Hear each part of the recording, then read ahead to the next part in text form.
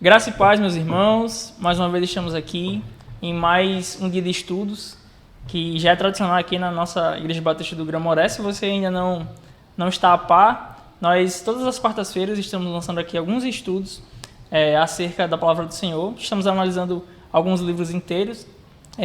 Já temos aqui no canal algumas séries já todas finalizadas e vamos começar mais uma a partir de hoje, que vai ser referente a carta de Paulo aos Colossenses. Então eu convido desde já você a participar do canal, a ficar inteirado, para que nós possamos a cada quarta-feira estar aprendendo mais da Palavra do Senhor, focando no livro de Colossenses, a carta de Paulo aos Colossenses. Muito bem, nós, como estamos iniciando hoje mais uma série, um livro novo, nós vamos nos ater mais hoje nesse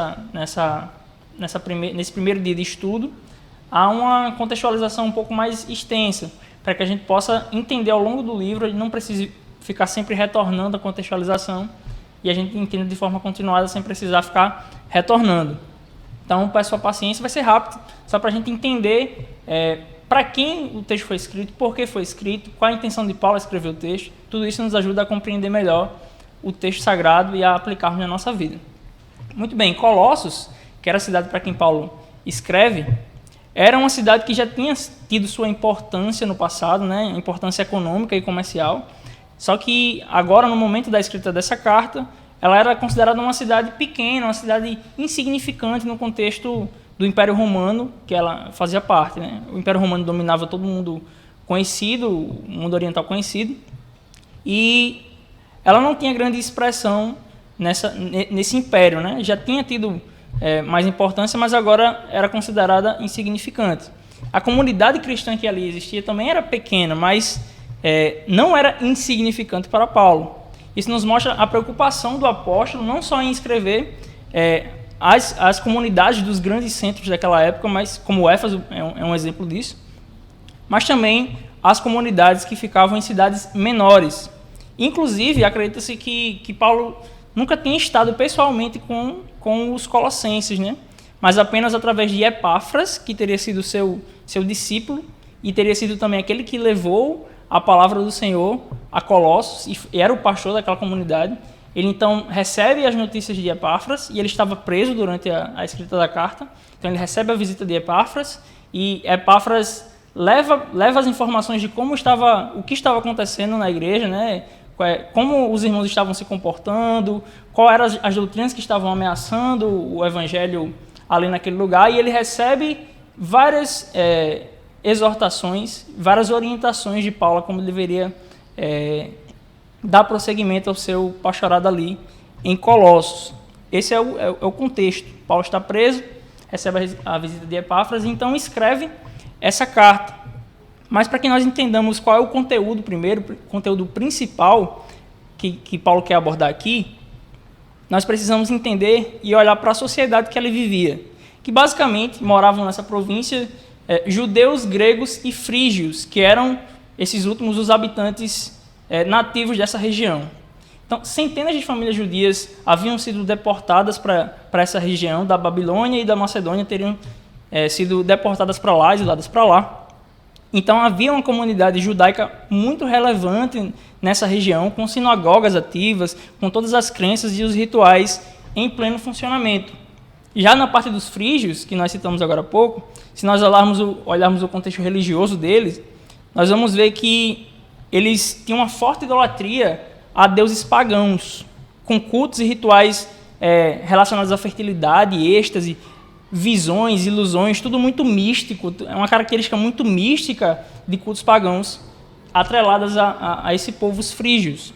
E por fim, os gregos, que além de politeístas, acreditavam em vários deuses, eles também eram muito apegados a filosofias humanas que se distanciavam bastante do que era dito nas escrituras até aquela época. E por que é importante a gente entender isso? Rapidamente, né? Porque diante dessa mistura, essa mistureba de influências, a igreja de Cristo naquele local começava a ser bombardeada com ideias que eram alheias aos ensinos de Jesus. E a comunidade corria o risco de dar ouvidos aos falsos mestres que eram adeptos dessas doutrinas, essas falsas doutrinas. O gnosticismo, por exemplo, que foi uma das correntes filosóficas que mais deturpou o cristianismo nos primeiros séculos, né, e que traz consequências até os dias de hoje para nós, acreditava que o material, por exemplo, era essencialmente mal. Tudo que era matéria era ruim, apenas o espiritual era bom. Então, o que é que eles diziam? Se Jesus era Deus, ele não poderia ter vindo como homem, porque o homem é matéria. Então, eles não acreditavam que Jesus era homem. Eles acreditavam que Jesus tinha vindo em espírito. E existia essa heresia já nessa época. Então, se a matéria era má, então Deus, que era bom, não poderia ter criado a matéria. Então, Deus se utilizaria de anjos, não criou diretamente, mas foram os anjos que criaram, e por isso existia culto aos anjos nessa região, adoração aos anjos, e várias outras coisas que nós vemos que destoam das Escrituras. Sem falar dos judeus, que tinham a comunidade, o cristianismo parte do judaísmo, né, uma nova aliança dentro do judaísmo, mas os judeus, nós bem sabemos que insistiam em guardar todos os rituais de guarda de dias, dietas alimentares e tudo mais que era apenas sombra e apontava para Cristo e para a sua obra, que consumou tudo isso e trouxe a graça à tona, né? Não que ela não já existisse, mas trouxe à tona a graça do Senhor através de sua obra. Então, tudo isso nós vamos ver ao longo da carta sendo combatido por Paulo, sendo de forma confrontativa realmente deixado de lado e puxando a atenção dos irmãos para o evangelho puro, para o evangelho simples, para o evangelho da cruz. Basicamente, todas essas ideias que eu citei aqui rapidamente, elas tendiam a diminuir a força do sacrifício de Jesus na cruz. Geralmente era isso, sempre exigindo algo a mais para se alcançar a salvação. Os gnósticos falavam de um conhecimento à parte das Escrituras que permitia que você atingisse esse estado espiritual e se desprendesse da matéria. Então era uma coisa à parte das Escrituras, um conhecimento oculto que você deveria seguir certos rituais para alcançar. A religiosidade judaica se prendia aos preceitos humanos para validar aqueles que seriam salvos. Então esse conceito de necessidade da fé na obra da cruz e o algo mais sempre feriu e sempre ferirá o evangelho puro e simples de Cristo. Então essas intervenções eram ainda mais perigosas e sempre são mais perigosas pelo fato de elas não buscarem desfazer o cristianismo. Eles não queriam tirar o cristianismo de cena, pelo contrário. Eles queriam adaptar as suas ideias, as suas filosofias ao cristianismo e unir as duas coisas numa coisa só. Acabavam invalidando as duas coisas. E ao fazer isso, era pior do que se eles se identificassem como inimigos do cristianismo. Mas ao tentar juntar as duas coisas, era algo pior. E por que eu digo que é pior? Porque ao sabermos claramente que algo nos é oposto, nós combatemos com maior eficiência isso.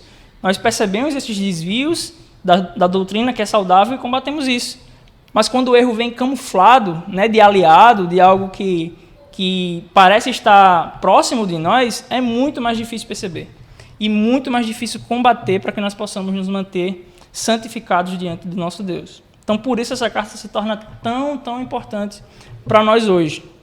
Então, entender isso nos faz olhar diretamente para os objetivos que o autor tinha ao escrever aos Colossenses. Primeiro, ele queria instigá-los, animá-los a permanecer na fé que eles haviam recebido e na qual eles agora cresciam. E um segundo objetivo era adverti-los, exortá-los quanto às más influências que pervertiam o verdadeiro evangelho do nosso Senhor Jesus Cristo. Tudo isso, né, sempre combinando num viver prático, numa vida prática, que era uma característica, sempre foi uma característica dos finais das cartas do apóstolo Paulo. Geralmente começam uma teologia defendendo o evangelho e ao final trazendo para o viver prático, para que os irmãos possam colocar isso em prática. Paulo fazia isso, fez isso aqui em Colossenses, quando escreveu os Colossenses, e nós precisamos fazer isso no nosso dia a dia. Então, tendo uma noção disso, tendo uma noção desses objetivos que Paulo queria, desse contexto que envolve a carta, nós vamos passar agora para a abordagem inicial dessa carta. Nós vamos ler a parte introdutória dessa carta, que vai do versículo 1 ao versículo 8 do primeiro capítulo. Então, Colossenses, capítulo 1, versículo do 1 ao 8. Abra sua Bíblia, acompanhe comigo. Paulo, apóstolo de Cristo, pela vontade de Deus, e o irmão Timóteo, aos santos fiéis irmãos em Cristo que estão em Colossos. A vocês, graça e paz da parte de Deus, nosso Pai, e do Senhor Jesus Cristo. Sempre agradecemos a Deus, o Pai de nosso Senhor Jesus Cristo, quando oramos por vocês, pois temos ouvido falar da fé que vocês têm em Cristo Jesus e do amor que têm por todos os santos, por causa da esperança que lhes está reservada nos céus, a respeito da qual vocês ouviram por meio da palavra da verdade, o evangelho que chegou até vocês. Por todo o mundo esse evangelho vai frutificando e crescendo, como também ocorre entre vocês, desde o dia em que ouviram e entenderam a graça de Deus em toda a sua verdade. Vocês o aprenderam de Epáfras, nosso amado cooperador, fiel ministro de Cristo para conosco, que também nos falou do amor que vocês têm no Espírito. Amém? Muito bem. Então, nesse início, nessa introdução de carta, né, a gente percebe aquela saudação que é comum nas cartas de Paulo, né, ele se apresenta como apóstolo de Cristo, pela vontade de Deus, afirma o seu ministério, o seu apostolado, e cita Timóteo, o que indica que provavelmente Timóteo estava preso juntamente com Paulo em Roma. Estava preso em Roma juntamente com Paulo e provavelmente até ele, quem escrevia, Paulo tinha o costume de editar realmente e alguém escreveu. Então, Paulo começa cumprimentando os irmãos, né, chamando de santos e fiéis, pois apesar de estarem sendo, a comunidade cristã está sendo exposta a essas heresias que nós já comentamos aqui, eles não pareciam estar as aceitando, pelo contrário, eles demonstravam estar resistindo a essas heresias. E nós somos chamados a nos voltarmos de forma igualmente zelosa ao evangelho puro revelado nas Escrituras, sem adição alguma. E nós vemos que esse comportamento é manifestado em duas realidades no convívio cristão aqui citado no texto. No versículo 3, ele diz isso: a fé em Cristo Jesus e o amor entre os irmãos. Então, Paulo se alegra por isso e agradece a Deus em suas orações pelos colossenses estarem persistindo nisso, na fé em Jesus Cristo e no amor entre os irmãos. Paulo nem os conhecia pessoalmente, né? Ele não tinha fundado a igreja, ele não tinha pregado a eles, mas ao saber como eles estavam reagindo positivamente à pregação que receberam por meio de Epáfras, não cansava de dar graças a Deus por eles. Então, isso deve nos levar a pensar em algumas coisas. Primeiro, se ao percebermos o fervor, né, e a demonstração de fé e de amor de nossos irmãos, será que nós somos levados a agradecer a Deus por isso? Já parou para refletir sobre isso? Porque, no fim das contas, a consistência dos nossos irmãos na fé e no amor não deve nos provocar ciúmes, não deve nos levar a criarmos qualquer tipo de ambiente de competição, o que muitas vezes, infelizmente, acontece. Muito menos deve nos levar a exaltá-los por seus méritos, por estarem conseguindo fazer tal coisa. Mas é exemplo do que Paulo faz aqui, e é exemplo do que os demais escritores do Novo Testamento também fazem. Nós devemos ser levados ao louvor a Deus, sempre em última instância. Quando nós observamos essas coisas, nós devemos ser levados ao louvor, ao elogio, ao engrandecimento do Senhor, porque Ele é a causa primeira disso. Ele é quem garante a nossa segurança e Ele é quem garante o nosso engajamento nesse processo de santificação no dia a dia. Então, é uma das coisas que a gente, observando o texto, deve pensar. A segunda coisa, nós devemos ser levados a pensar se nós, hoje, enquanto comunidade cristã, formamos essa comunidade, ou uma comunidade semelhante a essa que é elogiada pelo apóstolo Paulo. Se há realmente em nós um zelo pela fé na obra de Jesus Cristo, e se isso transborda através da nossa convivência com amor uns para com os outros. Será que nós temos sido essa comunidade? Será que isso tem transbordado na nossa comunhão, na nossa vivência? Será que a fé em Cristo está sendo uma característica da nossa comunidade, da nossa igreja? Será que tanto para quem entende aquilo que nós estamos falando mais de perto, aqueles que já entendem que são salvos, que são justificados, isso é claro, e para aqueles que ainda não são, também isso transparece? A gente demonstra isso nas nossas ações? Fica aqui a reflexão. E há uma razão, há uma causa, há um foco que nos instiga a fazer isso, a permanecermos na fé e no amor.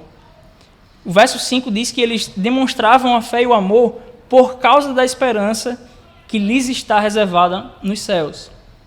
Essa esperança fala de certeza plena, uma certeza, uma convicção plena.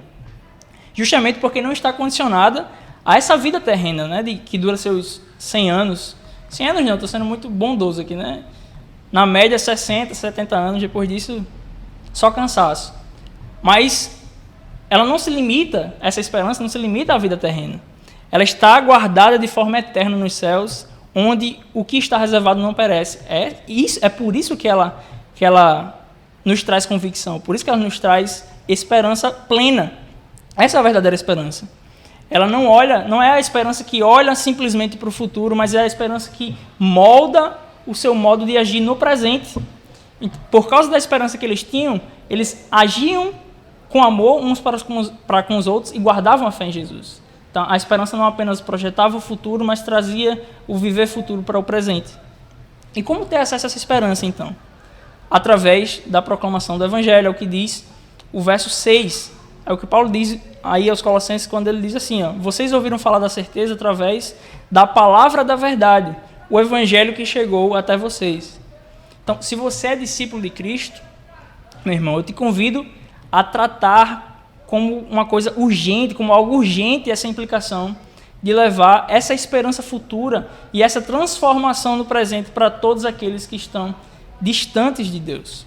Eu te convido, se você se identifica como discípulo de Cristo, te convido a realmente colocar isso em prática, a colocar em prática o que isso realmente significa, que é basicamente fazer outro discípulo, treinar outra pessoa para ser um discípulo, levando o evangelho da cruz sem nenhuma adição. Não é a cruz e algo mais, não é a cruz e um rito, não é a cruz e o mérito por estar guardando a fé e o amor, mas tudo isso deve nos levar ao louvor a Deus, porque é Ele quem produz em nós a vontade de permanecermos na sua presença. Amém? Muito bem, esse foi o primeiro vídeo mais introdutório. Nós vamos continuar estudando Colossenses. Eu lhe convido mais uma vez a permanecer assíduo.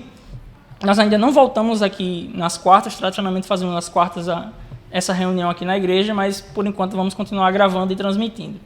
Então eu quero orar, encerrar nesse momento.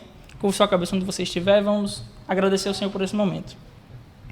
Pai Santo, Eterno Deus, muito obrigado, Senhor, por esse estudo inicial, que nós aqui começamos mais um livro da Tua Palavra, que com certeza, Senhor, vai nos trazer grandes ensinamentos para que nós possamos ter um viver prático na Tua presença de forma santa, de forma, Senhor, pura, da forma que Tu nos deixasse como regra para seguir, Pai.